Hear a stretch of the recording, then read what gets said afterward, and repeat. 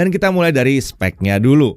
Prosesornya dia pakai Intel Core i5 12500H, pabrikasi Intel 7, TDP 45 watt, total punya 12 core 16 thread dengan 4 performance core dengan 8 efficient core.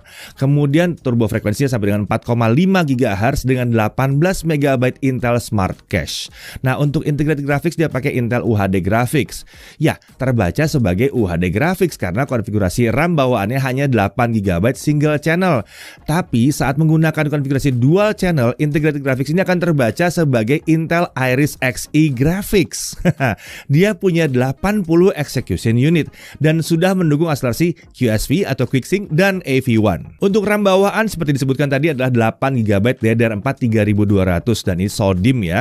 Dan ini konfigurasinya single channel tapi ada slot SODIMM tambahan. Jadi akan mudah di-upgrade dan mengingat ini masih DDR4, upgrade-nya juga nggak mahal ya. Untuk SSD 512 GB SSD NVMe PCIe 4.0. Ada slot M.2 tambah jadinya. Sekarang kita lanjut ke pengujian storage-nya. Dengan Crystal Disk Mark kita dapatkan bahwa kecepatan bacanya ada di 6540 Mbps dan kecepatan tulisnya ada di 4000 Mbps. Ini adalah wajar untuk SSD tipe ini ya kalau ukurannya ada di 512 GB. Kita lanjut ke pengujian baterai sekarang. Performance mode kita taruh di default, fan speed yang taruh di auto, brightness 50% dan volume di 25%. Untuk video playback 1080p kita dapat 6 jam 30 menit. Memang ini bukan hasilan terbaik yang pernah kami temukan ya, tapi tergolong wajar mengingat laptop ini adalah laptop gaming yang terjangkau dan performanya kenceng. Lalu untuk charging seperti apa? 30 menit pertama terisi 30%, sementara untuk mencapai 100% dibutuhkan waktu 2 jam 5 menit. Itu semua saya dalam waktu hanya 1 menit 43 detik. Nah, kalau 1080p 60 fps bagaimana?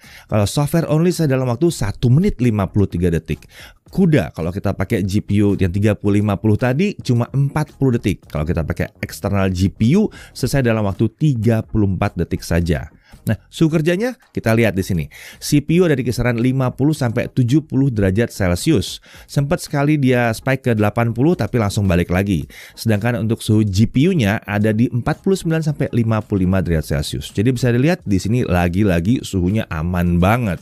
Oke, sekarang kita beralih ke DaVinci Resolve. Tapi kalau sebelumnya kita pakai versi 17.2, sekarang kita udah pindah ke versi 18 ya. Ini adalah software video editing yang profesional, tapi kita ambil yang versi gratisnya.